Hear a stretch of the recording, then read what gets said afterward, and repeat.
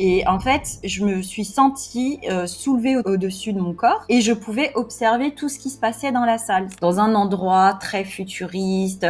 Je savais, enfin, même si je connaissais pas cet endroit, je savais que c'était un vaisseau spatial. Je voyais différentes races d'extraterrestres dans cet endroit et ils étaient en train de discuter d'un événement assez important en fait. L'être humain avait créé une distorsion dans les galaxies et qui pouvait justement impacter d'autres galaxies. Comment est-ce qu'on peut rétablir l'équilibre dans les galaxies? Et le choix a été fait justement d'envoyer des vagues de volontaires. C'est-à-dire qu'on l'entendait télépathiquement, mais sur l'enregistrement, c'est enregistré comme il y a une troisième langue qui est enregistrée sur l'audio. Et je me suis dit, c'est incroyable.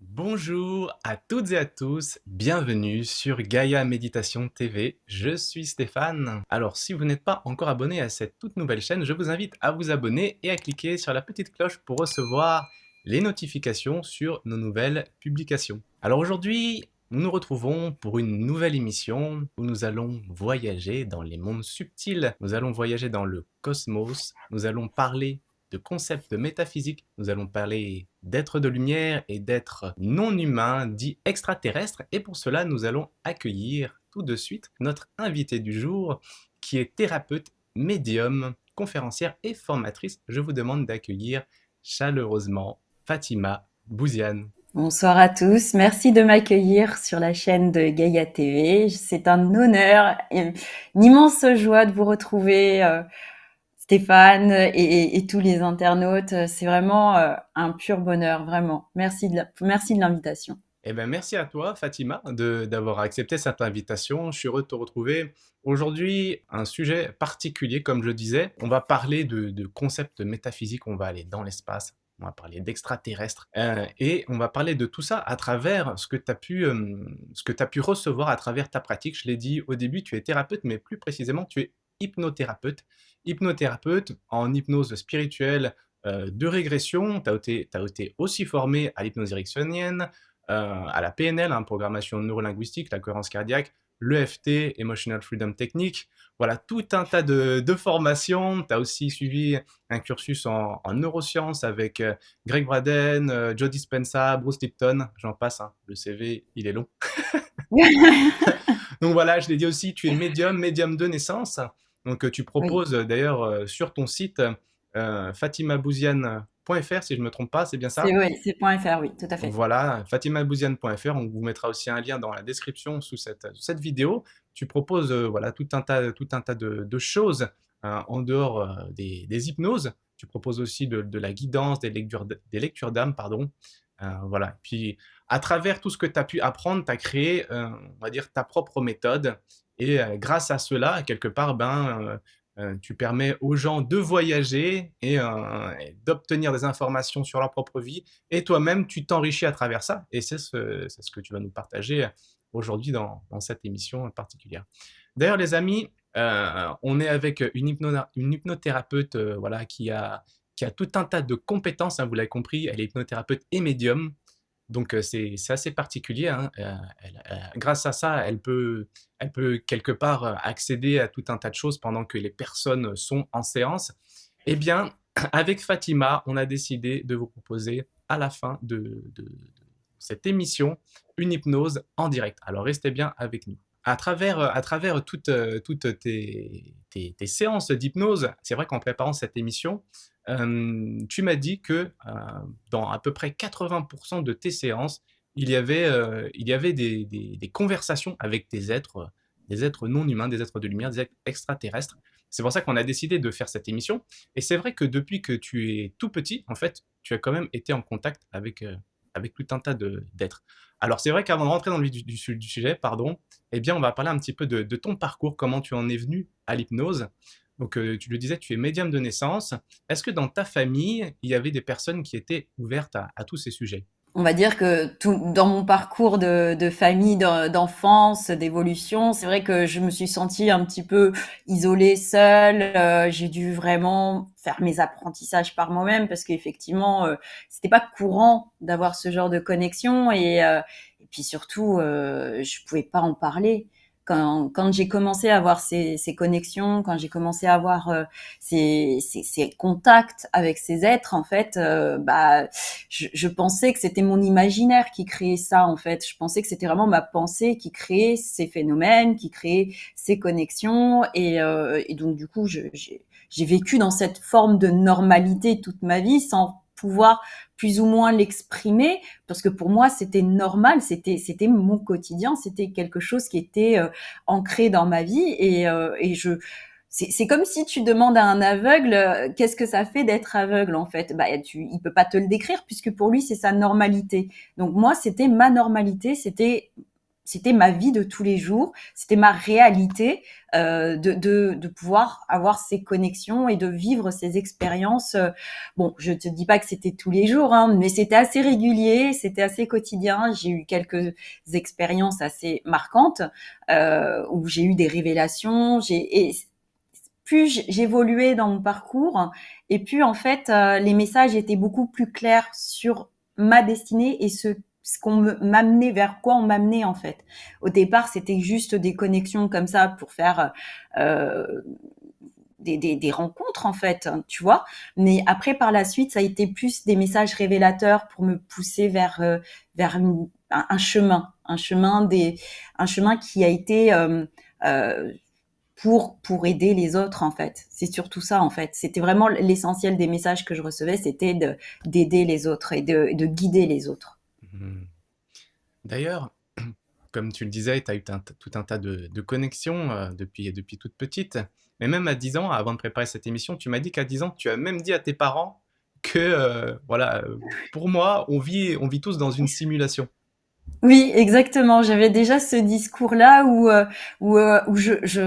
je tenais ce type de langage, en fait. Pour moi, la réalité qu'on vivait dans la 3D, dans notre quotidien, dans nos routines de ce qu'on faisait tous les jours, en fait, à partir du moment où on se lève le matin et on se couche le soir, pour moi, c'était pas la réalité de notre vie. Je disais toujours innocemment, hein, parce que j'avais 10 ans, hein, c'était pour moi la vraie vie, elle est quand on dort, quand on sort de son corps, quand c'est comme si sur Terre, j'avais déjà cette notion de me dire qu'on nous limite dans cette 3D, sans mettre des mots, hein, parce que c'est bien plus tard que j'ai compris que le discours que je tenais, c'était quelque chose qui était réel, en fait.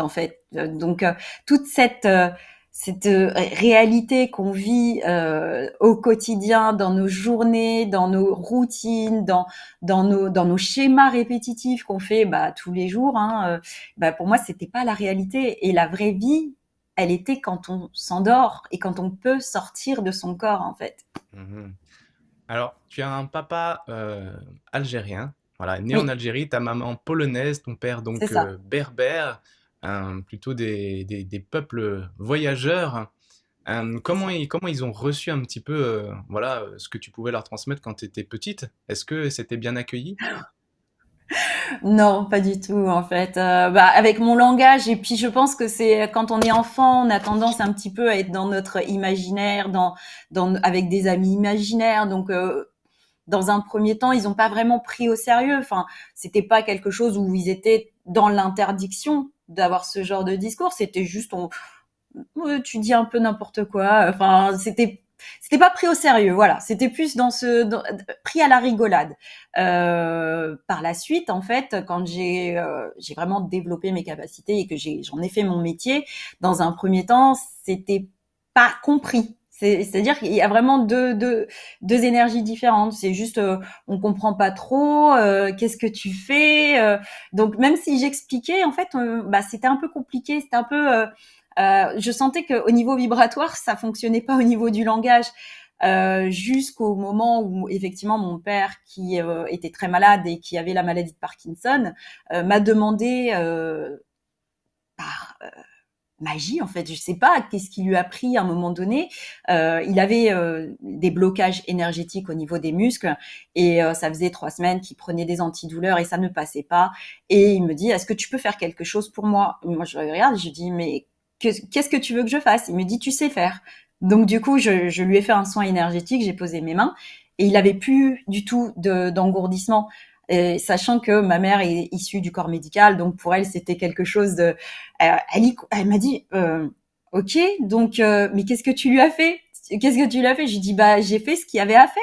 Et après par la suite c'est là que mon père m'a avoué qu'effectivement dans sa famille et dans les villages de ancestraux en fait, il y avait déjà des guérisseurs, des gens qui pratiquaient ce genre de pratique et qui faisaient de la divination. Bon, ça reste très tribal, mais c'était pas quelque chose qui le choquait en fait. C'était plus alors que moi je m'attendais alors que ce soit plus mon père qui soit réfractaire au lieu de ma mère, c'était plus ma mère qui était très ancrée dans la culture catholique et qui était très non non ça n'existe pas enfin et pourtant elle avait des preuves sous les yeux donc bon j'allais pas après je me suis centrée sur moi et je me suis dit que ça, c'était leur croyance et que j'étais pas là pour les convaincre et que tant qu'ils respectaient ma pratique et qu'ils me laissaient faire ce que j'aime faire et ce que je dois faire, bah c'est ok en fait. Donc maintenant par contre, et c'est vrai que plus j'avance dans mon parcours professionnel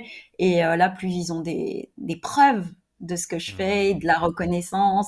C'est pas quelque chose que je recherche, la reconnaissance, mais juste de dire ok bah bravo c'est cool. Ouais, bah un parcours particulier, hein, c'est jamais évident, voilà, voilà, d'évoluer avec, en se sentant différent, en se sentant différente en l'occurrence là. Mais voilà, au fur et à mesure des années, on peut quelque part, eh bien, obtenir un regard différent des gens parce que nous-mêmes on a changé. Donc je pense que voilà, c'est ce qui s'est passé et on va y venir. Mais avant de cela, il s'est passé quelque chose de particulier. Donc bon, on va dire que tu as eu une enfance, une adolescence à peu près normale, en tout cas en apparence, en tout cas au niveau du public. Et mais quand même, à l'âge de 18-20 ans, tu m'as dit, en préparant cette émission, qu'il s'est passé quelque chose de particulier. Quand tu as eu une intervention chirurgicale, il s'est Oui. passé voilà, quelque chose de particulier. Tu as eu une expérience de sortie de corps. Est-ce que tu veux bien nous en parler? Oui, alors je me suis toujours sentie, enfin, à part. C'est-à-dire que Mhm. j'avais toujours cette quête de normalité en fait. Je voulais être acceptée et je me sentais jamais acceptée telle que j'étais. Donc une enfance et une adolescence plus ou moins normales avec des phénomènes paranormaux, mais je sentais que j'étais pas comment te dire, le mot exact ça serait que je ne rentrais pas dans les moules en fait, je savais, je sentais. Donc effectivement vers l'âge de 18-20 ans j'ai subi des interventions chirurgicales. J'en ai subi plusieurs, même à répétition. Et lors d'une intervention chirurgicale, il m'est arrivé que bah j'avais plus ou moins un espèce de rituel avec l'anesthésiste parce qu'au bout d'un moment on se connaissait, donc on faisait des petits jeux entre nous. Je lui disais cette fois-ci t'arriveras pas à m'endormir, il me dit t'es sûr? Je pense que je vais y arriver. Donc c'était vraiment pour me détendre parce qu'il me connaissait que je stressais un petit peu. Donc, lors d'une intervention chirurgicale, je me souviens d'être allongée sur la table et comme d'habitude, en fait, il fait son petit jeu. Et au moment où je m'endors, je sens que je pars, en fait. Je, habituellement, en fait, quand je me réveille, puisque ça, pour les personnes qui ont déjà été opérées, c'est on s'endort et tout de suite après, on se réveille, on est dans la salle de réveil. Donc là, je me réveille, d'accord. Donc je vois la lumière au-dessus de mon visage et je pense être dans la salle de réveil, mais pas du tout. En fait, je vois que je suis encore dans la salle opératoire, d'opération. Et en fait, je me suis sentie soulevée au-dessus de mon corps et je pouvais observer tout ce qui se passait dans la salle. C'est-à-dire que je voyais, je voyais la personne qui est en train de me recoudre en fait, hein, de faire les pansements, la panseuse. Et il y avait une particularité aussi qui était assez troublante, c'est que j'avais la sensation que je pouvais zoomer sur les personnes, c'est-à-dire que je bougeais pas, je sentais que je flottais, mais je pouvais voir, enfin zoomer sur la personne puisque j'ai pu zoomer sur le nom et le prénom de la personne qui m'a refermé. Le seul truc qui me faisait pas peur, enfin c'est vraiment que je ne ressentais aucune douleur. C'est-à-dire que c'était le truc qui me calmait en me disant bah, t'es en train de te réveiller, il le voit pas, mais c'est ok parce que tu sens aucune douleur, d'accord? Donc, j'entends ce qui se passe dans la salle, puisque j'entends tout ce la conversation entre les différentes infirmières, le chirurgien qui était un peu plus loin. Et en fait, c'était une discussion qui était assez particulière parce que la dame qui me refermait était en train de parler qu'elle voulait quitter son mari parce qu'elle elle pouvait plus le supporter. Bon, bref, c'était une histoire personnelle. Et donc, du coup, j'entendais tout ce qui se passait. Sauf qu'à un moment donné, je commence un petit peu à me dire, mais en fait, il voit pas que je suis en train de me réveiller. C'est quoi ça, en fait? Donc, du coup, je commençais un petit peu à m'agiter. Et puis là, je comprends que je ne suis plus dans mon corps. C'est à ce moment-là que je comprends que je ne suis plus positionnée au niveau de mon corps. Donc, du coup, ça m'a fait une grosse panique et je me suis remis directement dans le corps. Et là, je me suis réveillée en salle de réveil. Hmm. Une fois en salle de réveil, j'ai le chirurgien qui vient me voir comme d'habitude et qui me dit tout s'est bien passé, c'est ok. Et là, je le regarde, je dis non, c'est pas ok. Il me dit comment ça, c'est pas ok? Et je lui dis bah je me suis réveillée, vous avez pas il me dit c'est pas possible. Et je dis ah bah si. Il me fait non, ce n'est pas possible. Et j'insistais énormément pour lui dire si je suis sûre, je me suis réveillée. Donc ensuite ils m'ont remonté dans la salle dans ma chambre et le chirurgien est revenu parce que j'ai insisté tellement qu'il voulait absolument m'apporter la preuve que je ne m'étais pas réveillée. Euh, et là, il me dit, regarde, sur le tracé, il n'y a pas de traces de réveil. Et là, je lui dis, bah écoutez, moi je suis désolée, mais j'ai entendu ce que vous disiez dans la salle et j'ai entendu que la dame voulait se séparer de son mari.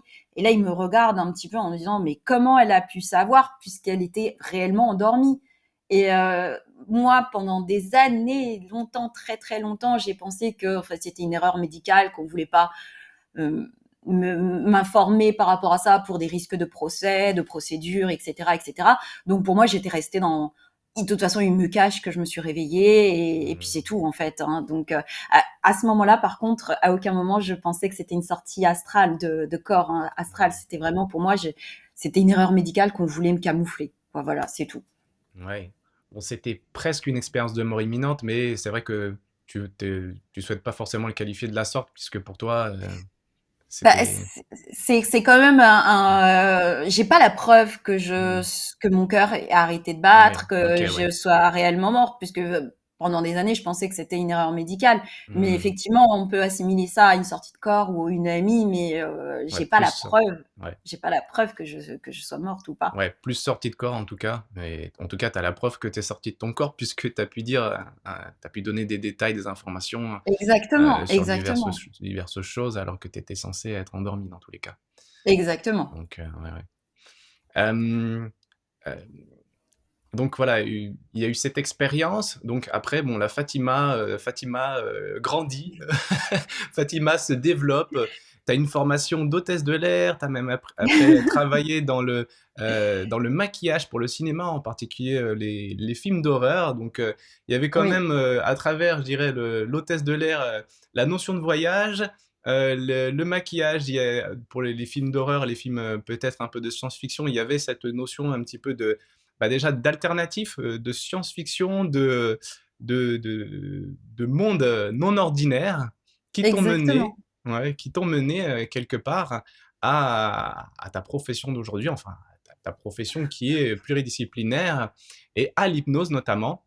Alors, j'aimerais que tu nous parles de cette expérience qui t'a mené à découvrir finalement l'hypnose spirituelle et, euh, et Dolores Cannon notamment.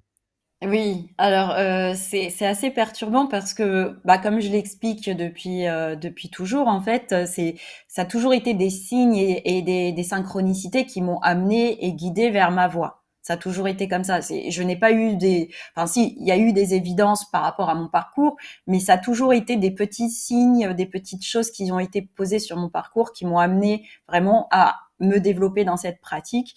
Donc du coup, effectivement, quand je découvre mes capacités, puisque c'est vraiment une découverte hein, quand on ressent ce genre de choses et qu'on normalise au final euh, nos capacités, pardon. Euh, en fait, on part dans une quête de découverte de soi, de comment est-ce qu'on fonctionne, quelle est notre différence et comment est-ce qu'on peut connecter ces mondes subtils. Donc du coup, je me suis lancée dans cette carrière de médiumnité où je pratiquais des lectures d'âme, des guidances, où je recevais des informations, où je guidais énormément de personnes. Et en fait, lors de mes guidances et de mes lectures d'âme, effectivement, je, je, je je disais aux gens essentiellement de faire des méditations sur Gaïa Méditation, Hmm. de pratiquer énormément de méditation parce que c'est quelque chose qui nous permet d'expanser sa conscience, c'est des choses qui nous, enfin, c'est une routine qui est très saine, c'est quelque chose qui nous permet aussi de s'ancrer énormément et de pouvoir chasser le mental. Donc je donnais énormément de conseils là-dessus, sauf que je ne le pratiquais pas vraiment de mon côté. Hein, c'était un peu le cordonnier le moins bien chaussé. Donc et puis en général, quand je pratiquais des méditations, effectivement, je partais très loin. Donc automatiquement, je faisais une méditation, j'avais des réponses. Donc là, un jour, je me pose et je me dis, je recevais un message assez insistant qui me disait, il est temps de faire une méditation, il est temps de faire une méditation. Donc je m'exécute, hein, parce que tant que tu ne le fais pas, ça reste dans ta tête.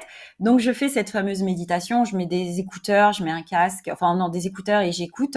Et là, tout de suite, je me suis sentie comme dans un tunnel, en fait. Un tunnel long comme un ascenseur qui m'a amené très très haut.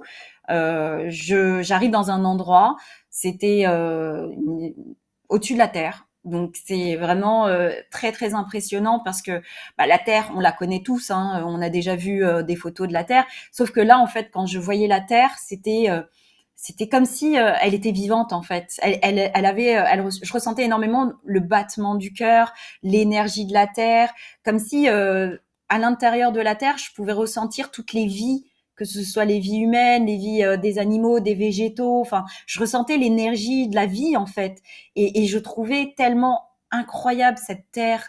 Euh, je ressentais de l'amour pour la terre en fait, comme si je l'aimais mais d'un amour maternel en fait. Et les couleurs étaient extraordinaires, tout était magnifique, tout était amplifié en fait. Et je me souviens avoir observé autour de moi, d'être dans la galaxie et de voir des comètes, en fait, des lumières qui venaient sur la Terre comme ça.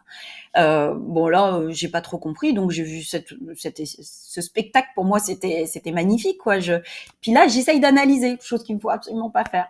Donc j'analyse et je me pose la question que c'est peut-être comme ça qu'en fait les âmes elles viennent s'incarner sur Terre. Donc à partir du moment où j'analyse, bim, on me transmet. Enfin, je pars dans une autre salle, dans un endroit très futuriste. Je savais, enfin, même si je connaissais pas cet endroit, je savais que c'était un vaisseau spatial. Je savais que c'était quelque chose de futuriste en fait, très blanc, très linéaire. Enfin voilà. Et dans cette salle, il y avait énormément d'êtres de plusieurs races extraterrestres. Enfin, moi j'appelle ça extraterrestre, mais on en a déjà discuté. C'est pareil, le monde des extraterrestres. Mais bon, pour que les gens comprennent, je voyais différentes races d'extraterrestres dans cet endroit et ils étaient en train de discuter d'un événement assez important en fait. Je sentais qu'il y avait une urgence, et je sentais deux énergies, l'urgence et l'importance de cette discussion. Puis je sentais des tensions surtout entre eux. Et c'est là qu'en fait il y a un petit être qui vient me voir, enfin qui s'approche vers moi, parce que moi je les voyais, mais eux ils me voyaient pas. C'était fou en fait. Et du coup il me dit tu n'as pas le droit d'être là. Mais je comprenais. Il me parlait pas, mais je comprenais dans ma tête. Il me disait, tu n'as pas le droit d'être là, mais on va te montrer ce qui s'est passé. Donc je les vois discuter. Puis là, moi, tu sais, enfin, j'essaye de comprendre parce que moi, quand on me montre ce genre de choses, je me suis dit, mais j'imagine, qu'est-ce qui se passe en fait. J'ai besoin de comprendre. Et là, en fait, au moment où j'essaye d'intervenir, parce que même si on me voit pas, j'essaye de me dire, bah écoutez, expliquez-moi. Bah en fait, on me rebalance dans mon corps. Je suis revenue dans mon corps, je me suis réveillée et en fait, j'ai été sur mon groupe que j'ai créé auparavant pour échanger sur des expériences significatives, pour expliquer, peut-être que quelqu'un pouvait me donner une explication de ce qui s'était passé en fait. Et tant que c'est encore frais dans ma mémoire, en fait, je tape sur le groupe, le déroulé de tout ce qui s'est passé pendant cette méditation. Et c'est là qu'il y a quelqu'un qui me met, tu devrais te renseigner sur Dolores Cannon. Et en fait, je connaissais pas Dolores Cannon, je connaissais pas l'hypnose, et cette personne venait de m'apporter l'information capitale qui allait faire changer ma vie. Eh oui, eh oui, eh oui.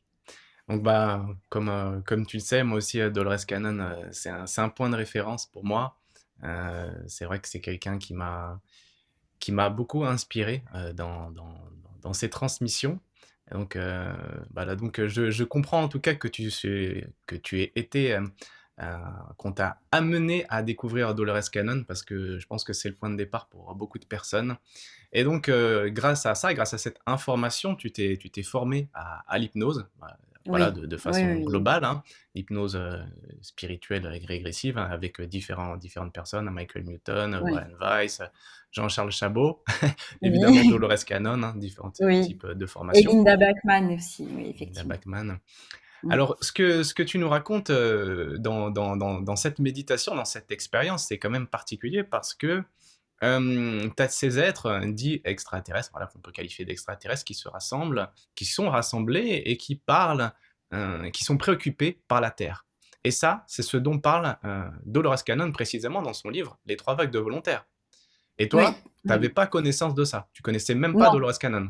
non, absolument pas. Je savais pas. Pour moi, Canon, c'était les imprimantes en fait. Donc non, je connaissais pas du tout Dolores Cannon et j'ai appris par la suite effectivement à la découvrir.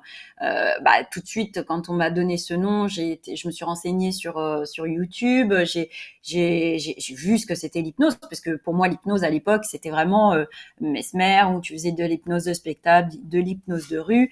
J'étais à 1 milliard de lieux de savoir, de pouvoir conscientiser qu'avec cet état de conscience amplifié, on pouvait connecter ce genre de choses, puisque pour moi, en tant que médium basique, on va dire, il y a déjà ces connexions avec les mondes subtils, mais là, quand on m'apporte un autre outil, on me dit, tu es capable d'amener d'autres personnes en état de conscience amplifié pour que eux aussi puissent vivre ces expériences de connexion, d'amplification, de canal, en fait. Bah là, je me suis dit, mais c'est incroyable. Ouais.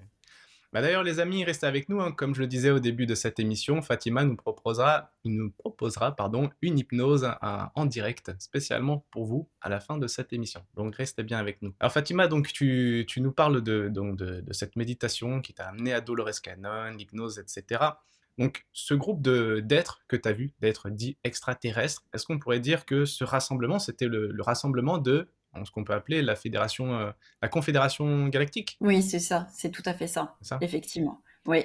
Et l'image que j'avais vue où auparavant on voyait la Terre et les comètes, en fait, par la suite, j'ai compris qu'en fait c'était la venue des volontaires. C'était, Hmm. ça a été switché, quoi.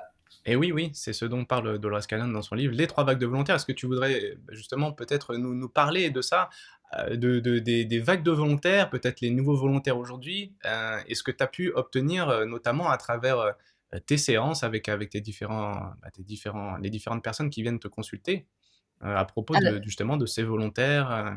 C'est vrai qu'en fait, Dolores Cannon, quand j'ai appris à la découvrir, elle avait déjà travaillé pour plus de 20 ans sur ces vagues de volontaires et elle avait écrit des livres qui ont synthétisé toutes ces découvertes et ces recherches. Et quand j'ai lu à l'époque, elle était restée sur 3 vagues de volontaires. Quand il y a eu l'événement 39-45 avec la bombe nucléaire de Nagasaki et d'Hiroshima, le fameux conseil que j'ai visualisé s'est réuni justement pour trouver une solution parce que l'être humain avait créé une distorsion dans les galaxies et qui pouvait justement impacter d'autres galaxies. Donc en fait, ils se sont réunis pour prendre une décision. Qu'est-ce qu'on fait puisque on ne peut pas intervenir directement, mais comment est-ce qu'on peut rétablir l'équilibre dans les galaxies? Et le choix a été fait justement d'envoyer des vagues de volontaires.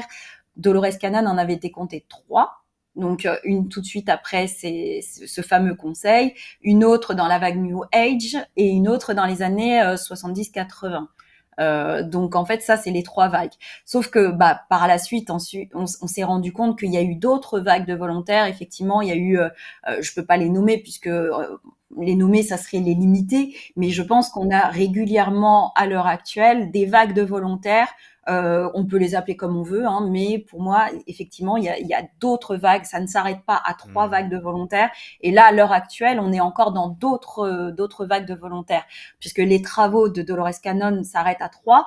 Moi, Linda Bachman, justement, quand j'ai pu assister à sa formation, nous avait expliqué que elle aussi avait connecté des galactiques et qu'elle disait justement que 20% de la population terrestre à l'heure actuelle sont des IP Souls, donc des âmes interplanétaires. Donc Hmm. 20% de la population mondiale. Ouais, c'est beaucoup. Bah, je pense que, voilà, si vous êtes en train de regarder cette émission, aujourd'hui, c'est peut-être pas du hasard et peut-être que vous faites partie de ces vagues de volontaires et qu'il y a un message ici qui s'adresse à vous, voilà, pour vous révéler, en tout cas, de révélation à vous-même et à ce que vous êtes véritablement.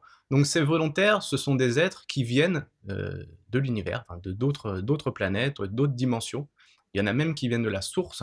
Est-ce que tu veux nous donner un petit peu un descriptif de ces êtres et ce différents types de, entre guillemets, races? Oui, alors c'est vrai que Dolores Cannon avait établi une liste de caractéristiques des volontaires.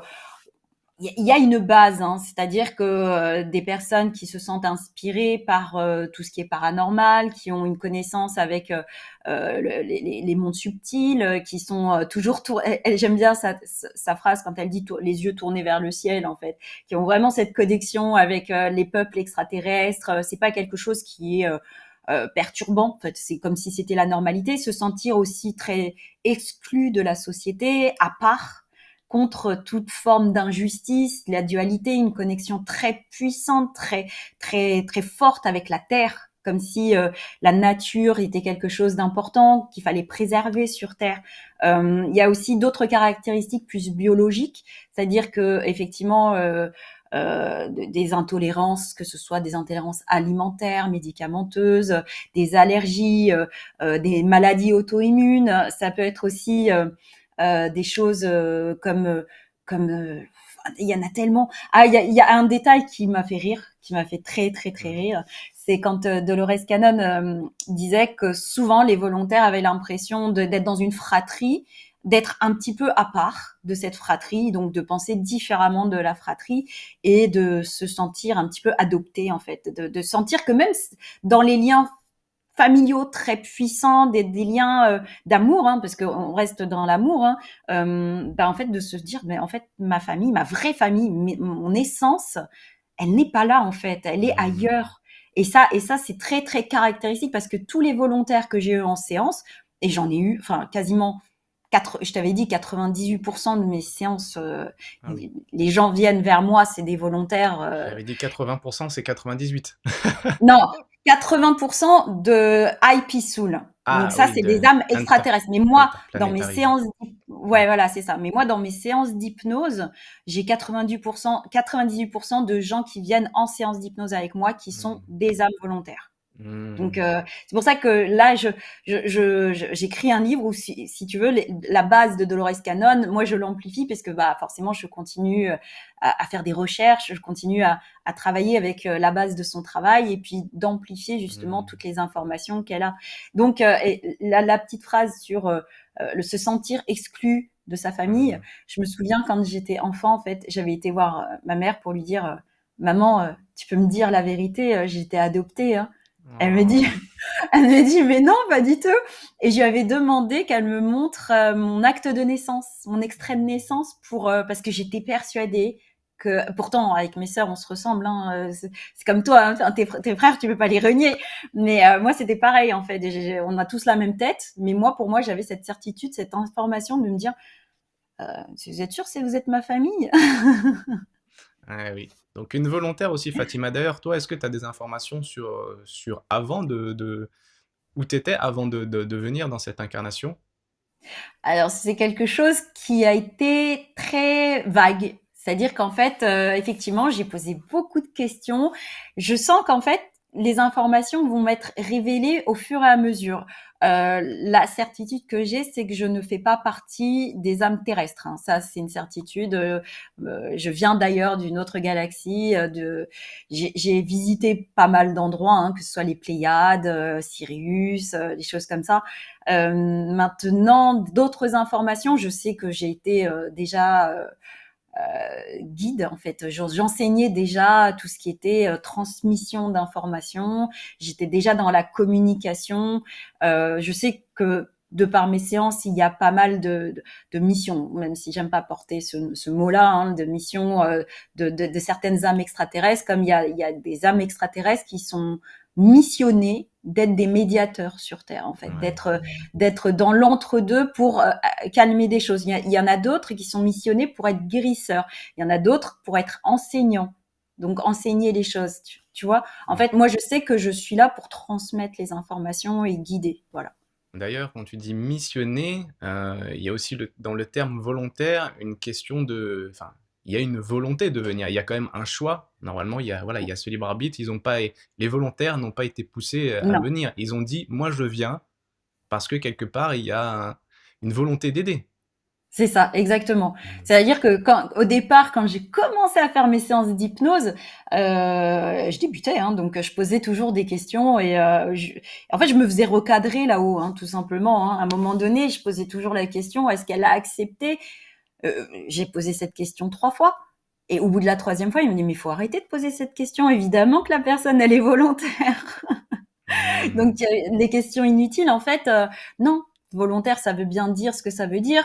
Il y a une mission, mais ils sont volontaires.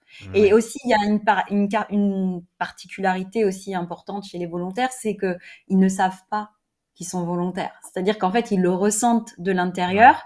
C'est quelque chose qui est limite une évidence. Et en fait, c'est d'autres personnes qui leur révèlent leur mission. C'est-à-dire Hmm. c'est comme si on avait notre mission, nous, de les réveiller. C'est-à-dire que à partir du moment où nous, on a cette conscience d'être des volontaires, notre mission, c'est de aussi réveiller d'autres volontaires. Et j'ai posé la question, comment faisons-nous pour réveiller d'autres volontaires? Et en fait, bah, les messages que j'ai reçus des galactiques, des êtres très hauts dans les hiérarchies galactiques, bah, ça a été unanime. C'était vraiment, bah, pour réveiller d'autres volontaires, il faut faire briller notre lumière, en fait. Notre lumière fera que vous allez éveiller des consciences. Et je rebondis parce que là, pour le coup, tu sais très bien de quoi je vais parler. Donc, l'événement Les Lumières de Gaïa, qui sera le 26 et le 27 avril, fait partie de ce processus d'éveil de conscience, d'éveil de lumière et d'éveil de cette vague de volontaires qui est déjà là. Et donc, j'espère de tout cœur que des personnes qui vont pouvoir venir vont avoir des révélations peut-être, de se sentir reconnectés à leur essence galactique. Donc voilà. Ouais. Ben, voilà, on fait une petite parenthèse. Fatima vient de parler donc de l'événement qui aura lieu le 26-27 avril donc 2025 au Palais des Congrès de Versailles, un événement qui rassemble tout un tas d'intervenants. Moi, je serai là avec les frères et il y aura aussi donc Fatima parmi les intervenants qui viendra nous proposer une séance d'hypnose particulière.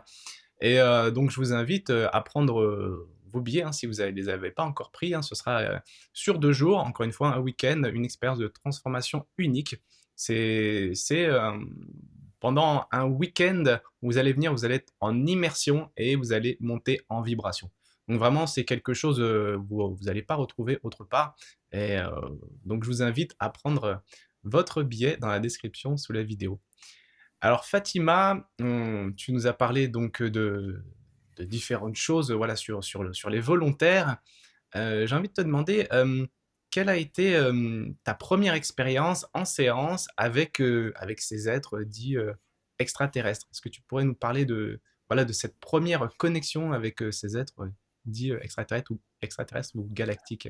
Alors, j'avais déjà eu des contacts avec des Pléiadiens lors de soins énergétiques, mais ça a été de la visualisation, quelque chose où il n'y avait pas pas de preuves, on va dire. C'était vraiment juste une connexion avec des Pléiadiens. J'avais déjà plus ou moins des contacts avec certaines êtres de sagesse. Enfin, je sais pas comment les appeler. Les êtres galactiques, on va les appeler comme ça, les êtres galactiques. Et en fait, il m'est arrivé une séance où c'était une séance avec une consultante. Elle voulait absolument visiter ses vies antérieures, aller dans l'entre-deux-vie. Donc, on fait une séance plus ou moins basique, on va dire, même si toutes les séances sont exceptionnelles. Donc, protocole, la personne voit une vie antérieure, elle va dans l'entre-deux-vie. Et à la fin de la séance, il y a un petit humain, je vais dire humain quand même, hein, un petit enfant qui vient vers elle. Donc, moi, ça me surprend pas parce qu'on a l'habitude de connecter avec des défunts, des personnes décédées. Et là, elle me dit clairement qu'elle ne reconnaît pas cet enfant. Donc, elle le connaît pas. Donc, on s'ensuit qu'on lui pose des questions, on lui demande qui il est, pourquoi est-ce qu'il est là, est-ce qu'il a un message. Et du coup, l'enfant lui dit, je m'appelle Steren et en fait, tu dois retrouver ma mère pour lui dire de faire une séance avec Fatima.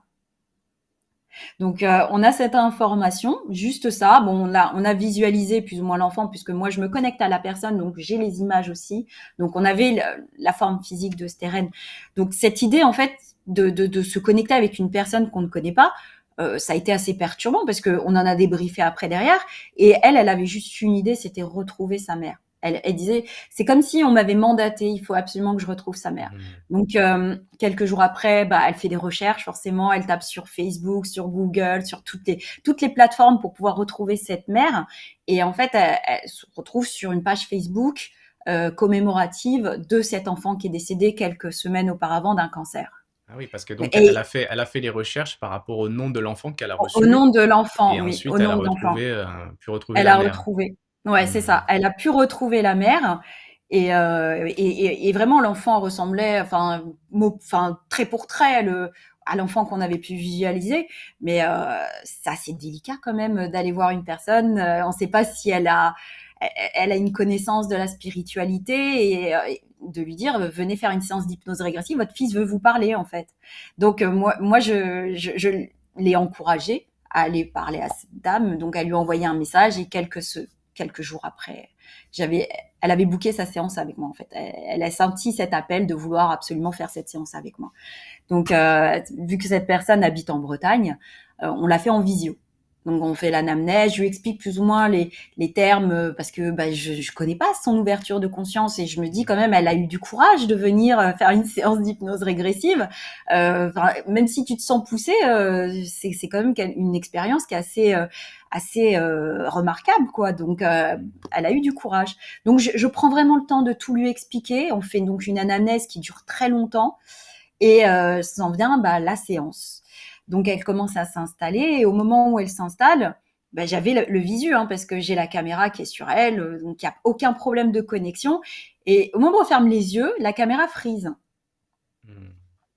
Donc je me dis, ça arrive, une petite erreur technique, le réseau. Donc je lui dis, écoute, reviens s'il te plaît. La caméra a frisé. Tu ressors de la salle et tu reviens. Donc c'est ce qu'elle a fait. Elle est revenue et donc là ça remarche très bien. Tout refonctionne et elle se remet en position. Elle ferme les yeux et au même moment la caméra elle frise. Donc là moi je comprends. Je me dis ok, ils veulent que je fasse comme ça. Bon, en soi, moi, ça me dérange pas parce que j'ai pas forcément besoin d'avoir du visuel sur la personne. Mais elle, vu qu'elle a les yeux fermés, tant qu'elle m'entend, je lui ai dit, tu m'entends, c'est ok. Donc, on va poursuivre la séance comme ça. Donc, elle part en état de conscience modifiée tout de suite. J'entends, puisque je ne vois pas, 12 voix extraterrestres. 12 voix, 12 dialectes, alors que la personne, encore une fois, ne vient pas du milieu spirituel, alors encore moins des galactiques. 12 voix extraterrestres qui sortaient, donc du coup, parce qu'elle m'a expliqué après dans le débriefing, qui sortaient au niveau de son plexus. Donc là, je me dis, ok, comment gérer une expérience avec du coup une congrégation, quoi, une communauté d'extraterrestres.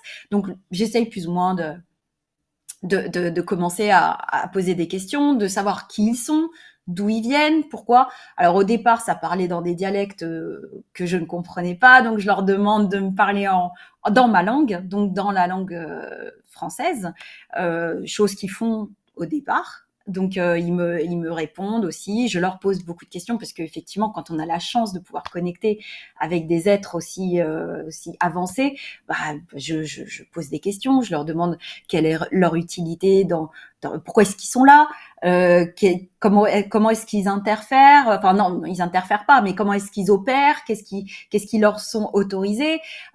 Donc j'ai effectivement posé énormément de questions sur toutes les énergies, les grillages énergétiques de protection autour de la Terre. Ils m'ont expliqué aussi qu'ils étaient là et qu'ils voyageaient dans les galaxies et dans les univers à travers des sphères de lumière, et qu'en fait ils pouvaient se connecter à ces sphères pour avancer dans le temps et d'avancer plus rapidement en fait. Donc en fait il y a plein d'informations comme ça qui me Mhm. sont venues. Et Ouais. il y a énormément de choses Ouais. jusqu'au moment où à la fin de la séance ils me disent là maintenant Fatima, on a un message pour toi. J'ai dit je vous écoute. Et là ils repartent dans un autre dialecte, et là je dis je comprends pas en fait, vous pouvez reparler dans ma langue, et la séance est coupée. Donc frustration, je n'ai pas eu mon message. Ouais. Mais est-ce que donc par la suite, t'as eu d'autres connexions? Est-ce que peut-être à travers d'autres séances, avec d'autres personnes qui sont venues te voir, est-ce que tu as eu des messages ou peut-être ce message-là est passé à travers d'autres personnes? Oui, oui, Le oui, bien message que tu sûr. devais recevoir? Mm. Effectivement, après j'ai eu des tas de séances où on connectait, encore une fois cette congrégation. Alors ce qui est exceptionnel Mhm. avec eux, c'est que quand on leur demande de venir, ils viennent pas, et quand on leur demande pas de venir, ils viennent, hein. Et quand je connecte avec des entités très hautes en vibration, effectivement, le message c'est on a déjà travaillé ensemble. C'est on se connaît toi et moi en fait.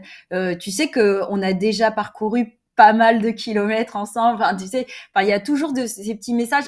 Et je sens qu'en fait, à chaque fois, c'est des pièces d'un puzzle qu'on me rajoute au fur et à mesure en me faisant. Peut-être que l'information, si elle était venue comme ça de trop violemment, en fait, en fait, la conscience n'a peut-être pas la même capacité à l'intégrer. Donc, en fait, c'est des petits messages qui viennent au fur et à mesure de mes parcours, et c'est toujours dans des moments inattendus en fait, c'est toujours dans des moments où je m'attends pas à avoir de messages que j'ai des informations qui sont importantes, même pour moi en fait, même pour moi. Mhm. Et quel genre d'informations importantes t'ont été enfin est-ce que tu te rappelles d'une information particulière, un message ultra puissant qui t'a été transmis et qui t'a carrément bouleversé? Pour moi ou pour Ouais, l'humanité? pour toi et peut-être après pour l'humanité. Alors déjà pour moi, c'est vrai que j'ai eu des messages assez enfin où j'ai ressenti énormément d'émotions. C'est quand on me disait que j'étais une éveilleuse de conscience. Alors au départ, quand on me dit éveilleuse de conscience, je comprenais pas. Enfin, tu sais, la première information, tu la reçois, mais tu comprends pas. Et donc du coup, ils m'ont fait visualiser exactement qui j'étais, c'est-à-dire que j'étais comme une petite lumière qui allumait des lumières autour d'elle en fait. Donc la conscience qui s'allume et d'autres lumières qui s'allument autour. Et ces lumières, en fait, elles sont reliées par un fil d'or. Et ce fil d'or fait que d'autres consciences vont s'allumer grâce à la conscience qui vient de s'allumer. Donc en fait, c'est vraiment la mission des éveilleurs de conscience, c'est d'allumer d'autres consciences pour faire monter tout ce qui est vibratoire, que ce soit pour la Terre ou pour même nous, êtres humains, hein. Pour l'humanité, c'est que des messages d'amour. Je veux dire, effectivement, là, j'ai déjà vu sur des réseaux des messages canal de personnes qui analysent des êtres de sagesse ou des êtres de lumière qui parlent de choses peut-être un peu flippantes, on va dire. Mais moi, je n'ai reçu que des messages d'amour. Vraiment, c'est des messages d'amour, de se recentrer sur l'essentiel, sur nos valeurs, sur l'authenticité, sur la bienveillance. Il parle énormément de bienveillance. Soyez bienveillants envers vous. Bon, après, les seuls messages où c'est un peu rigolo, c'est qu'est-ce que vous êtes les humains, qu'est-ce que vous prenez la tête. Ça c'est un message qui revient tout le temps, hein. C'est qu'est-ce que vous posez comme question, vous les humains, mais arrêtez de vous poser des questions, Hmm. vivez, soyez authentiques, vivez les choses, arrêtez de vous demander si c'est la bonne voie, si c'est ça. Je vais te dire une chose, sincèrement, quand je prépare une séance d'hypnose, la personne elle vient, je lui demande de préparer des questions. D'accord? Des questions que moi je vais poser à ces êtres ou au guide ou à la conscience supérieure. D'accord? Donc, c'est des questions qui sont faites avec le conscient. Les personnes, elles me viennent avec 3 pages de questions. Hmm. Et ben, je vais te dire que dans toutes mes séances, les questions, elles ne sont jamais répondues. C'est-à-dire, Hmm. tout ça, c'est des questions de la conscience. C'est-à-dire que dans le mental, on se pose énormément de questions et on veut avoir des réponses. Et souvent, les réponses qu'on a, en fait, c'est des réponses qui sont autres de ce que nous, on pense, en fait. Et ce qui Hmm. nous fait évoluer, c'est pas forcément les questions qu'on se pose actuellement. C'est juste les actions que tu mets et d'arrêter de se poser des questions, en fait. Et c'est comme ça qu'on évolue. Bah, un beau message, hein, je pense.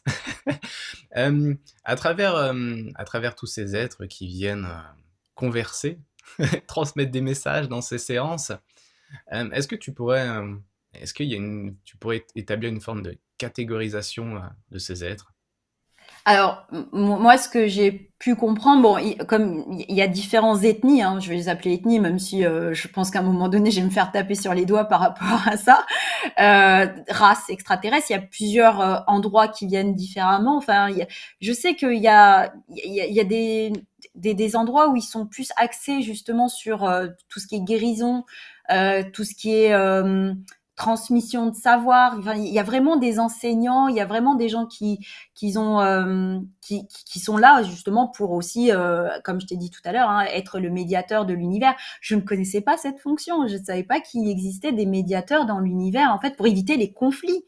Parce que nous, on parle de ce qu'on connaît dans notre cosmos, hein, mais les multivers, enfin les univers, les différents univers, il y a eu déjà des conflits. Et je parle pas des conflits de Star Wars, hein, je parle vraiment de conflits très très forts, très violents, où en fait il y avait des races extraterrestres qui étaient là pour faire le médiateur dans certaines circonstances.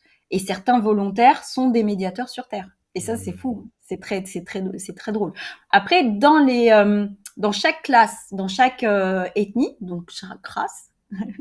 il y a des hiérarchies d'autorisation. C'est un peu comme les guides spirituels que nous avons sur Terre. En fait, il y a toujours une hiérarchie. Et chaque hiérarchie, en fait, ils ont une limitation de ce qu'ils peuvent donner et apporter aux autres. C'est-à-dire que moi, j'ai déjà eu des warnings en disant est-ce que vous pouvez me donner ça. Non, non, j'ai pas accès. J'ai pas accès, mais pourquoi? Parce que ma hiérarchie me l'interdit. Donc, il faut demander à la hiérarchie supérieure. Donc en fait, même dans chaque race, en fait, il y a des hiérarchies qu'on peut nommer comme on veut, hein, puisque nous on a des mots terrestres, hein, sachant que tout le dialecte et tout le langage que nous avons sur Terre n'est pas transmissible. Enfin, en tout cas, eux, leur langue n'est pas transmissible dans notre langue à nous, parce qu'il y a énormément de séances où les gens me disent mais je n'arrive pas à expliquer. Je ressens qu'on communique avec moi, je comprends tout ce qu'on me dit, mais je ne peux pas le verbaliser dans la langue française. Ah ouais. Je comprends totalement. Moi, je pense que voilà, faut venir en séance avec toi, hein. D'ailleurs, je rappelle ton site, hein, fatimabouziane.fr. Vous avez tous les liens dans la description sous la vidéo. Et voilà, tu nous parles un petit peu des différents types de catégorisation d'êtres euh, bah, dans l'univers. Il y en a parmi vous qui sont des volontaires, parmi les personnes qui nous regardent aujourd'hui. Par rapport aux différentes origines, qu'est-ce que tu as le plus en proportion? Est-ce que tu as plus de gens qui viennent des Pléiades, de Oui, Sirius? oui. Est-ce que tu as des Et, Lyriens? Voilà. j'ai- Est-ce que tu as voilà, est-ce que tu pourrais nous parler un petit peu de toute cette variété d'êtres bah, venus de... quand j'arrive à avoir les noms, parce que effectivement déjà de donner le nom quand on te le dit dans une langue qui est pas transmissible, c'est un peu compliqué. Mais effectivement, j'ai eu beaucoup de Pléiadiens, sachant qu'il y a énormément de gens qui viennent des Pléiades en âme volontaire. J'ai eu énormément de Syriens, enfin qui viennent de Sirius, des Arcturiens. J'ai eu aussi, alors des reptiliens. J'ai eu énormément de reptiliens. Alors, je préfère quand même prendre un temps pour expliquer. Pour moi, les reptiliens, ce n'est pas la vision qu'on veut nous donner de ces êtres extraterrestres. C'est vrai qu'il y a eu beaucoup de choses qui ont été dites là-dessus, mais j'ai eu des reptiliens. On en a discuté. La notion de négatif et de positif, en fait, elle est dans toutes les ethnies, hein, que ce soit dans les reptiliens ou dans d'autres races extraterrestres. Ça existe des races extraterrestres où la notion de bien et de mal n'est pas la même que la nôtre, en fait, tout simplement. Donc, pour moi, ça reste des êtres avec qui j'ai contacté. J'ai eu des insectoïdes, j'ai eu plein de choses, des petits gris aussi, mais il y avait toujours quand même une forme de contact où on ressentait quand même qu'il y avait de la transmission d'informations. En fait, dans tous les cas, il y a toujours eu des transmissions d'informations qui se sont faites, hein. Il n'y a pas eu de moment où je me suis sentie en danger, par exemple, en Hmm. danger, De quelque toute chose façon, comme voilà, ça. comme tu l'as dit, hein, la notion de bien ou de mal, elle est relative, hein, puisque voilà, dans une situation donnée, on peut être 10 personnes à vivre cette expérience, et bien on aura tous un niveau d'évaluation différent de cette situation. Il y en a qui Exactement. diront que voilà, ah, c'était ultra, ultra malsain, il y en a qui disent ah bah non, je l'ai pas vécu comme ça, et puis il y en a qui vont dire ah bon, moi j'ai pas du tout vu ça comme ça, j'ai pas senti cette personne comme malsaine. Donc tout est relatif par rapport à notre filtre, voilà, et qui vont nous permettre d'avoir une perception différente des choses. Donc tu nous as parlé de Pléiadiens, d'êtres qui viennent de Sirius, bon, t'as sûrement t'as parlé aussi d'insectoïdes. Ça, c'est vrai que c'est Oui. assez particulier. Est-ce que tu peux nous parler un peu plus d'insectoïdes qui sont un peu moins connus?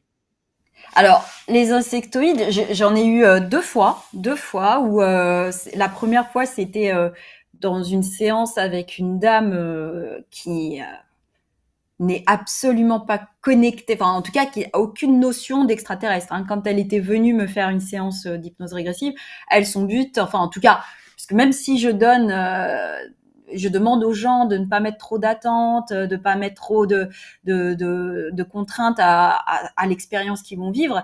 Elle m'a clairement dit qu'elle souhaiterait connecter des anges, des archanges, qu'elle souhaiterait connecter avec Jésus, etc., etc. Donc en fait, elle n'avait pas du tout de notion d'extraterrestre et pour elle, c'était vraiment de la science-fiction, hein. Donc quand elle se met en état d'hypnose, la dame, euh, elle rentre dans un vaisseau spatial où elle est vraiment dans un espèce de cockpit. Et en fait, là, elle me décrit le bouton, elle me décrit le siège, elle me décrit tout. En fait, elle est vraiment en immersion dans cet endroit, quoi. Et même elle, elle me dit, mais qu'est-ce que je fous là? Qu'est-ce qui se passe? Et en fait, j'essaye juste un petit peu de la rassurer, d'être en module de sécurité. Et là, elle me dit, il y a un être à côté, en fait, qui est en train de toucher les commandes. Et je lui demande de me décrire cet être. Et c'est là qu'elle me dit, mais c'est un insecte. Donc en fait, elle le perçoit vraiment comme un insecte. Elle me dit, il est grand, il est géant, il a une tête d'insecte, il a un corps d'insecte. Et bah, là, en fait, ma première action, c'est de la rassurer, de lui dire, je suis là, tu peux vivre ça en toute sécurité. Et là, cet être se retourne vers elle. Et en fait, elle commence à me dire, mais je crois qu'il veut me parler. Et ben, je lui dis, mais est-ce que tu acceptes de lui parler?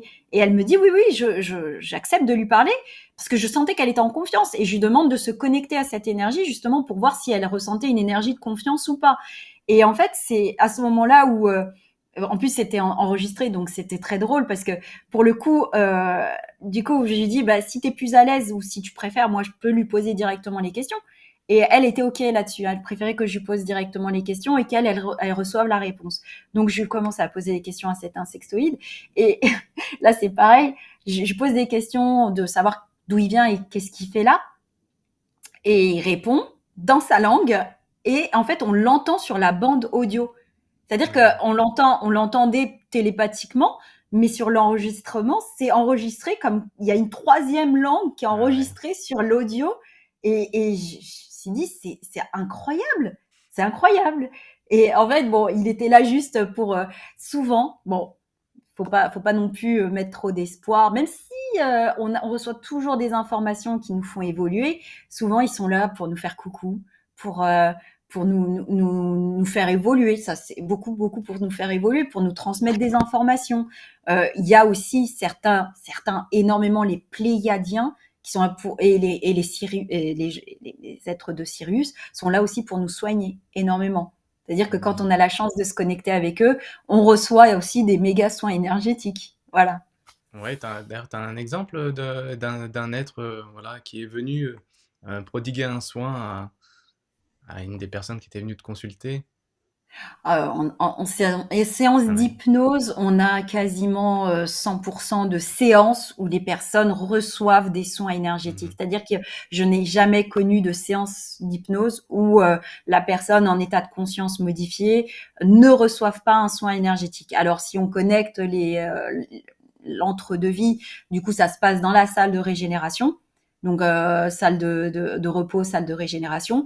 Et si justement on est dans les galactiques, etc., c'est des êtres galactiques qui viennent justement pour apporter justement j'ai même eu des galactiques qui sont venus pour apporter des modifications sur la cellule de la personne. C'est-à-dire qu'en fait, quand je pose la question, qu'est-ce que vous êtes en train d'effectuer sur la personne, ils me disent, on est en train de réajuster et d'équilibrer toutes les cellules de son corps et tout son ADN.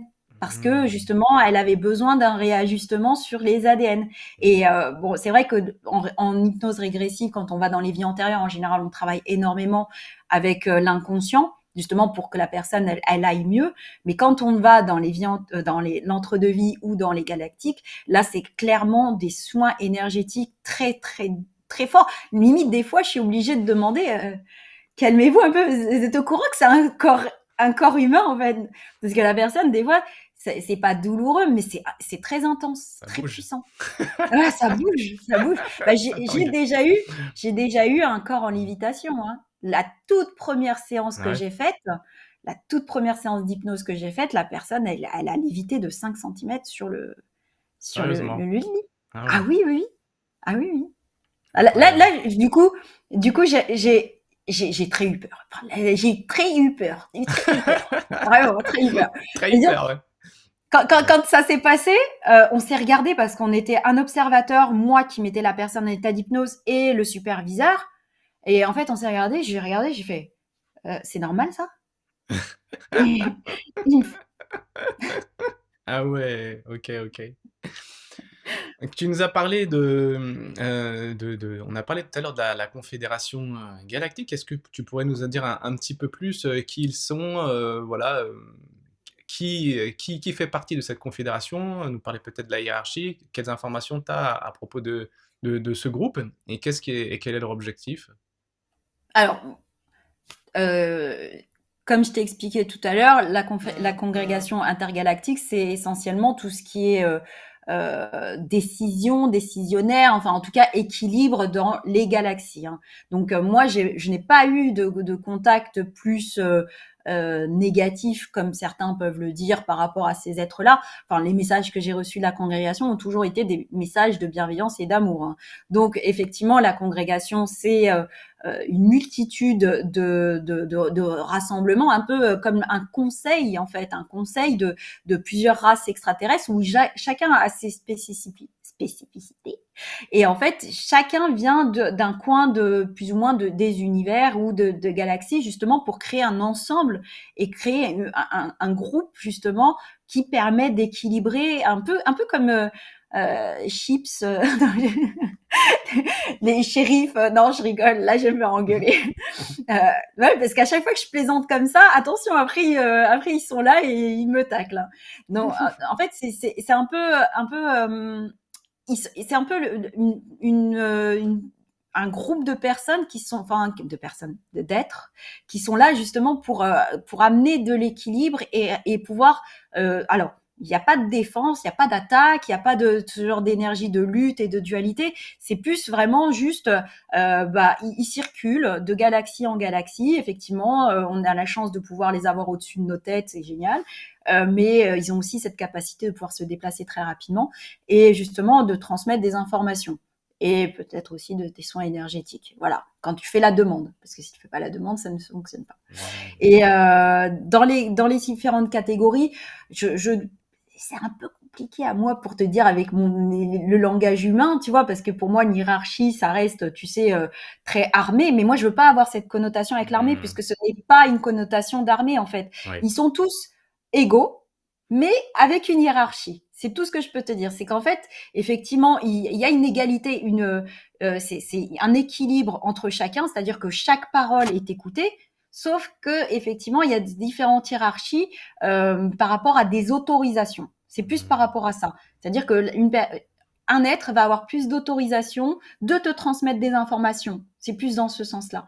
C'est pas dans la hiérarchie de faire ce qu'ils veulent en fait, Ouais. ou de pas faire ce qu'ils veulent. C'est beaucoup plus comme ça. Moi, ça m'est déjà arrivé de connecter avec des galactiques qui étaient vraiment spécialisés dans les soins.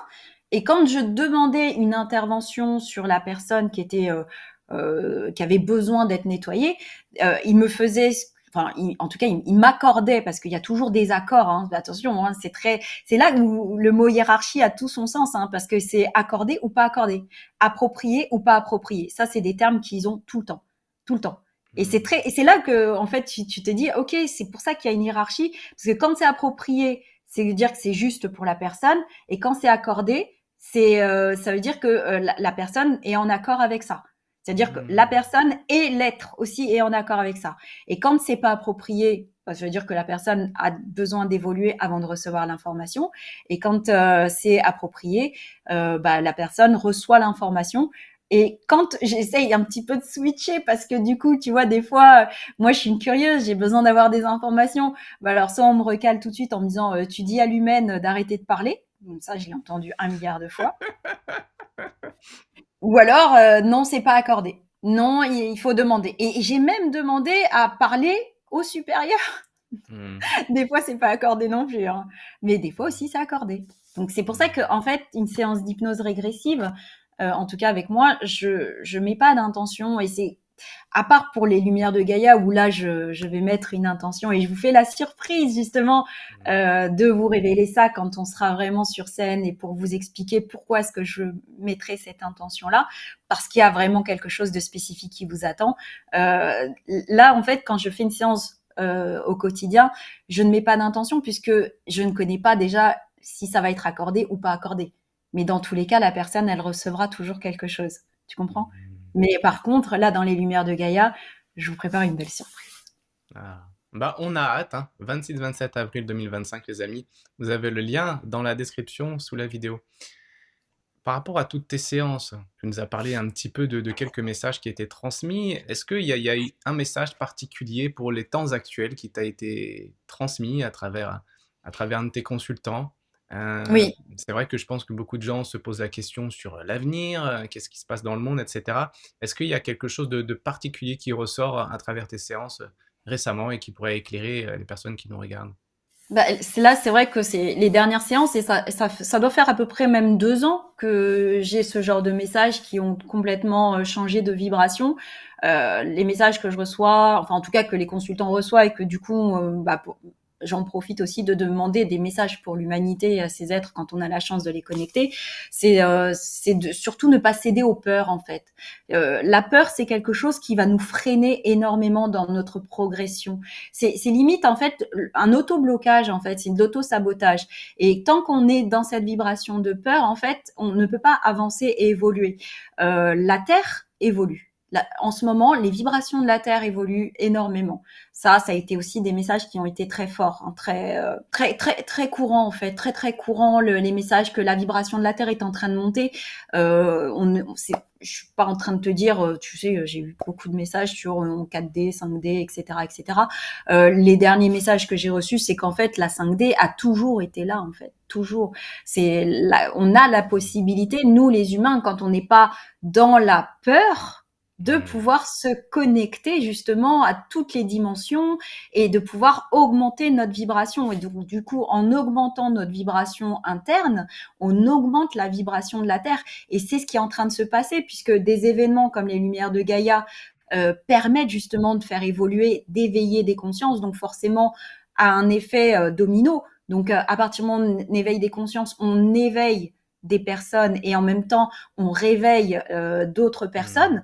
Et ben en fait on fait monter des vibrations, on fait monter la vibration de la Terre, et du coup beaucoup plus de conscience. Enfin la conscience est beaucoup plus amplifiée. Donc en fait je pense que même ton événement, enfin l'événement avec les frères, c'est quelque chose qui a énormément d'impact pour tout le monde en fait. Et effectivement, on est limité, hein, donc dépêchez-vous de prendre des places, hein, parce que bientôt il n'y en aura plus.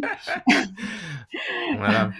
On est limité à, et en fait, les personnes qui vont assister, eux, de leur côté, auront aussi cette Hmm. mission d'éveiller des consciences à leur tour, puisque eux-mêmes, quand ils vont participer à cet événement qui va durer 2 jours, vont avoir un éveil de conscience, ou un réveil, ou une connexion avec ces êtres de sagesse. Donc forcément, ça fera effet domino, boule de neige, etc. Et donc, il y aura toujours euh, ce côté où en fait il y aura une importance et une signification immense. Les amis, dans quelques instants, Fatima va vous donner les instructions pour suivre cette séance dont je vous parlais au début de cette émission. Alors je te laisse la parole, Fatima, pour donner un petit peu toutes les instructions. Alors, bah, l'instruction que je vais demander, en tout cas, ce que je vais demander aux personnes, c'est vraiment d'accueillir ce qui va se passer, de laisser un petit peu pendant 20 minutes le mental de côté, c'est-à-dire que vraiment, s'il y a des pensées qui vous traversent, ne portez pas d'attention sur les pensées, restez vraiment focus uniquement sur l'expérience que vous allez vivre, sur ce que vous allez ressentir émotionnellement ou pas dans votre corps, sur tout ce qui peut vous traverser, que ce soit images, pensées, plus dans la télépathie en fait, la kinesthésie de votre corps aussi, ça peut être important, c'est-à-dire que vous pouvez ressentir des pressions sur votre corps, des choses qui peuvent vous toucher, mais vous inquiétez pas, c'est tout en bienveillance, hein, donc il n'y a pas de problème là-dessus. Donc d'accueillir vraiment, de ne pas analyser les informations, l'analyse se fait toujours après. C'est-à-dire que là, pour le coup, ne faites pas comme moi lors de la méditation, faites juste l'analyse après, une fois que vous êtes revenu dans votre corps. De vous mettre dans un endroit calme. Le mieux, parce que moi, je vais essayer de me rapprocher très près du micro pour que vous puissiez vous concentrer vraiment sur ma voix, la vibration de ma voix, et d'être vraiment juste connecté avec ma voix, de fermer les yeux, de vous allonger ou pas, c'est-à-dire vraiment trouver une position qui vous est confortable. Si pour certains c'est assis, je vais vous demander de mettre bien les pieds au sol ancrés. Si c'est des gens si vous préférez être allongé à ce moment-là, allongez-vous. Je vous conseille aussi peut-être un plaid, d'avoir un plaid à côté, parce que souvent quand on connecte avec des galactiques, il fait froid. Je l'ai déjà ressenti. Et puis de profiter de l'expérience. Donc maintenant, je vais te demander de t'installer confortablement. Assis ou allongé.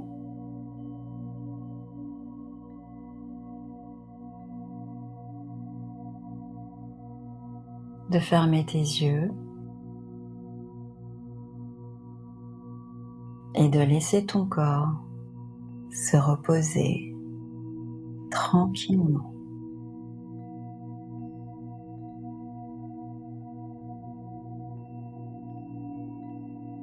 Prends une grande inspiration.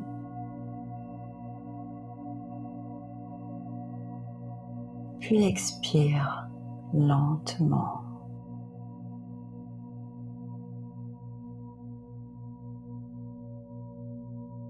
L'air qui entre dans tes narines, légèrement plus frais quand tu inspires et plus chaud quand tu expires.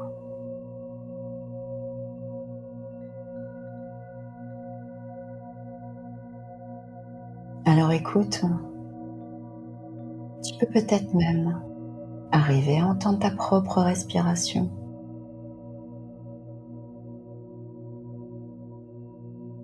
Cela fait ça parfois quand on est bien détendu, quand on est bien relaxé.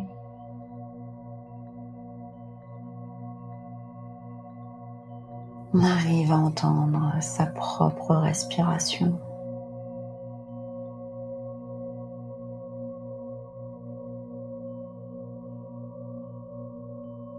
Et ton cœur qui bat à l'intérieur de ta poitrine avec un rythme fort et régulier.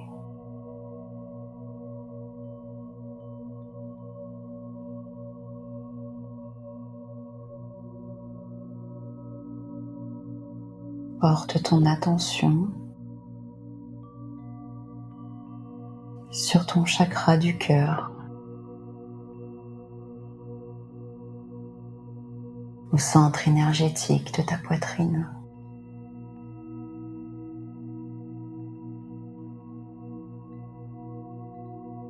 Et imagine au niveau de ton cœur émane une vibration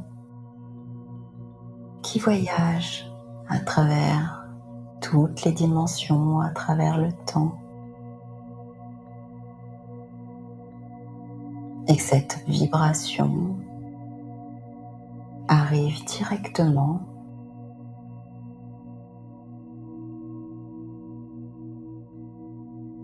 à l'être ou la conscience qui t'est destinée.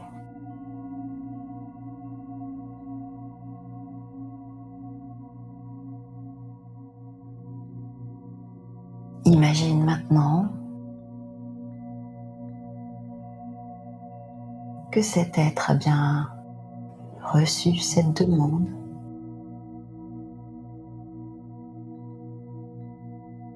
et qu'elle accepte de te faire voyager, de t'accompagner dans cette expérience que tu vas vivre.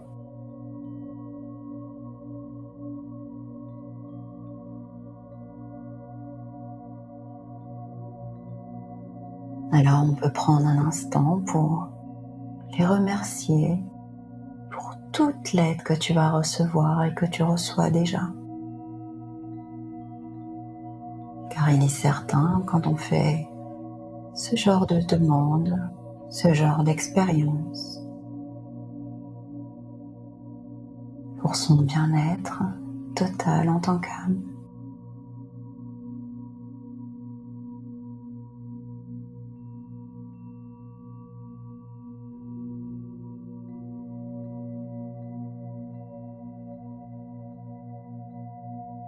imagine maintenant que tu te trouves dans un magnifique endroit, un lieu paisible qui ressemble à ce que tu connais déjà sur Terre, mais en 10 fois plus beau.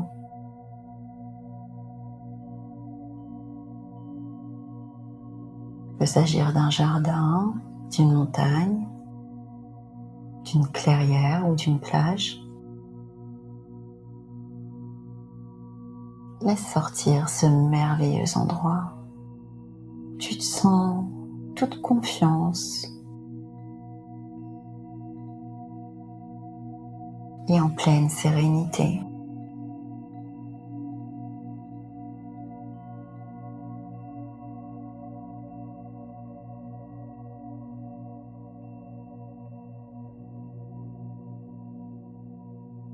Observe autour de toi.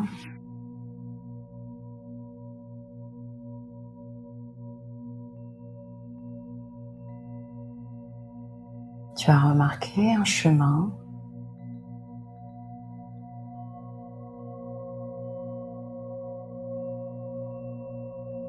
Ce chemin a beaucoup d'importance pour toi.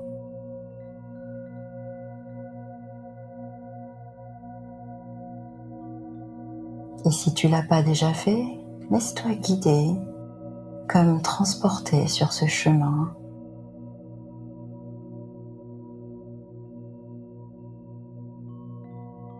Sans rien forcer, tu vas te sentir guidé.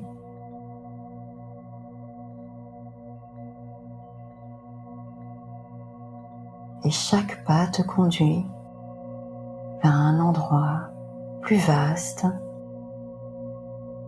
plus profond, au-delà du temps et de l'espace.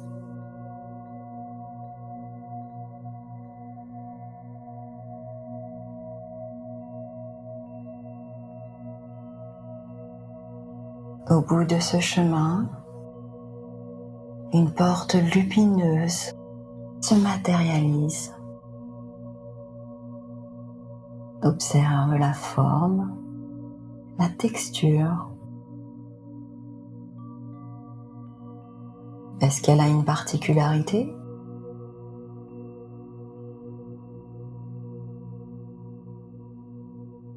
Cette porte s'ouvre à présent lentement et une énergie douce et lumineuse te traverse.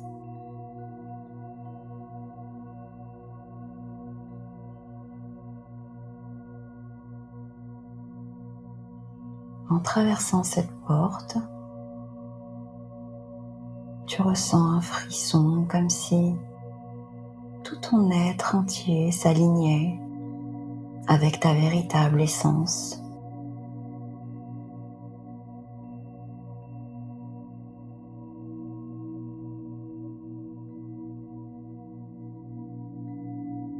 À présent, tu te trouves dans un espace infini, baigné de lumière, un endroit illimité.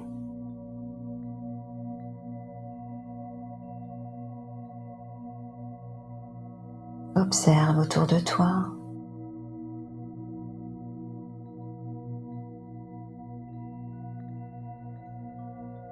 Peut-être que tu aperçois des étoiles, des planètes lointaines, des vortex d'énergie.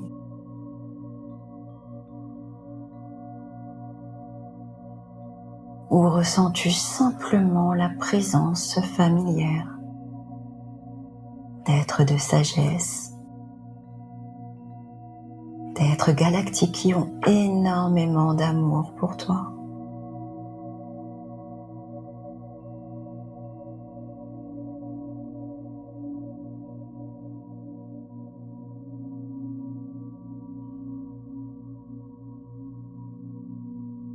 Maintenant, devant toi, une sphère lumineuse flotte doucement.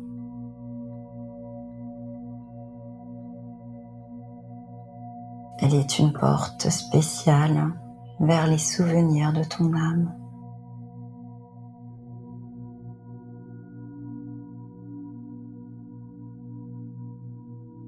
Connecte-toi à cette sphère.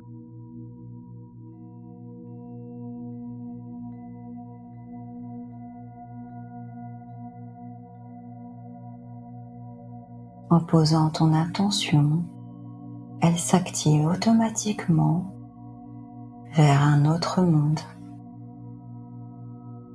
vers une expérience qui a voyagé et qui a marqué ton âme.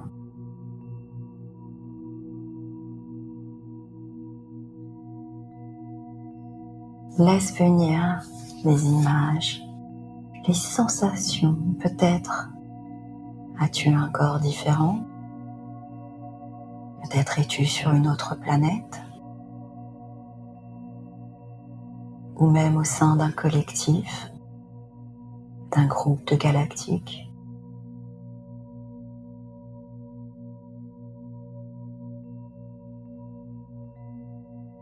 Si elles apparaissent, observe-les.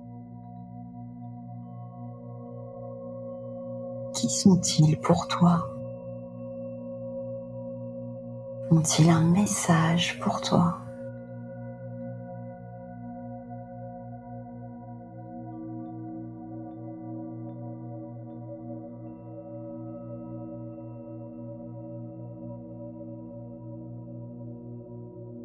Tu peux ressentir des liens profonds avec ces êtres, des connexions avec des civilisations avancées.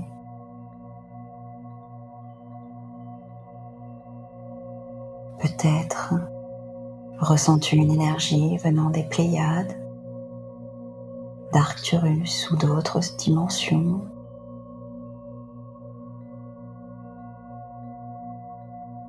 Accepte ce qu'il vient sans chercher à les analyser.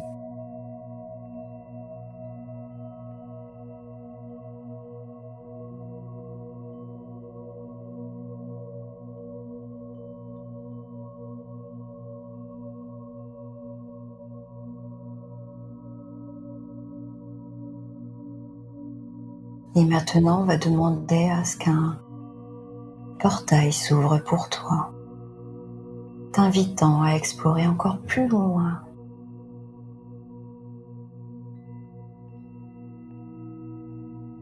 Tu traverses cet espace et tu te retrouves au tout premier instant, au tout premier moment où tu rencontres ces êtres galactiques.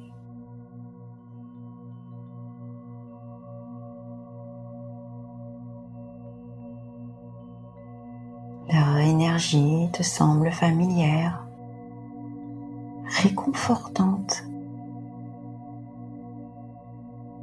Ils sont là pour toi.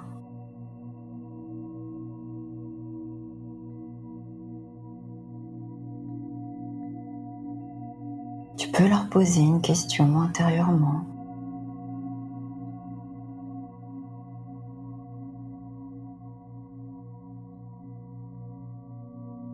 Écoute leurs réponses, que ce soit par télépathie, par image, par sensation, ou simplement une certitude qui émerge en toi.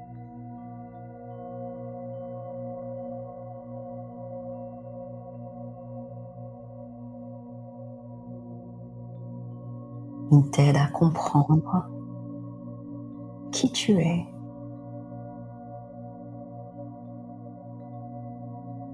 t'aide à comprendre ton rôle dans cette incarnation,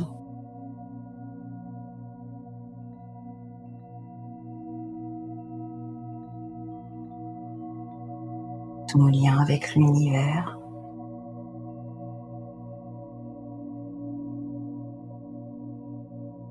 et avec les autres galaxies.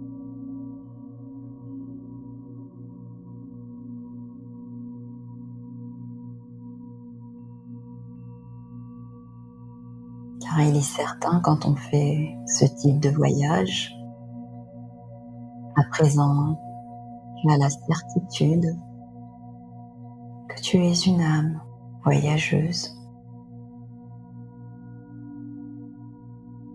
Et aujourd'hui, tu récupères des fragments de ta sagesse.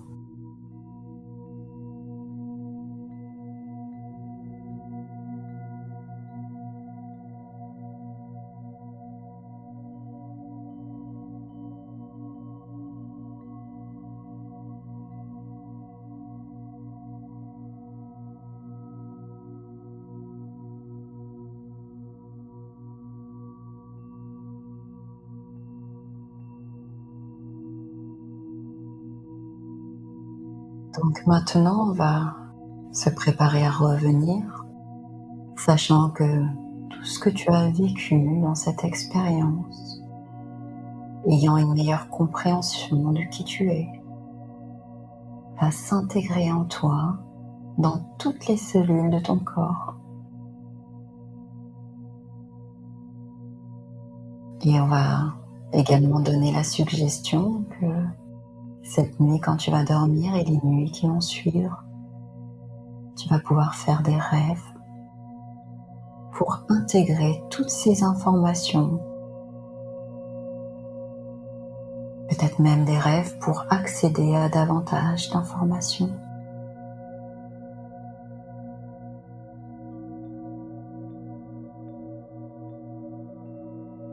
On va également prendre un temps pour remercier toutes ces présences, tous ces êtres qui nous ont accompagnés lors de cette expérience.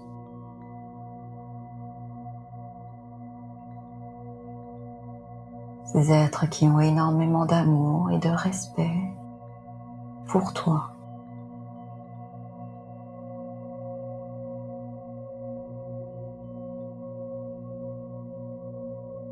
Et à présent, je vais compter de 1 jusqu'à 10 et au compte de 10, tu vas ouvrir les yeux et te sentir centré, équilibré, prêt à continuer cette journée avec une énergie renouvelée, te rappelant très clairement de cette expérience. Avec le 1, tu commences à revenir. Le 2, tu réintègres parfaitement ton corps, comme une main à travers un gant. Le 3, l'énergie commence à entrer par les extrémités, tes mains, tes pieds. Tu peux bouger les mains et les pieds. 4 et 5, tu prends une grande respiration maintenant. Tu remplis totalement tes poumons. Voilà. 6 et 7, tu ressens une normalisation de toutes les fonctions de ton corps à tous les niveaux que ce soit. 8, tu vas te rappeler très clairement de ton expérience. 9 et 10, quand tu seras prêt, tu peux ouvrir les yeux quand tu veux.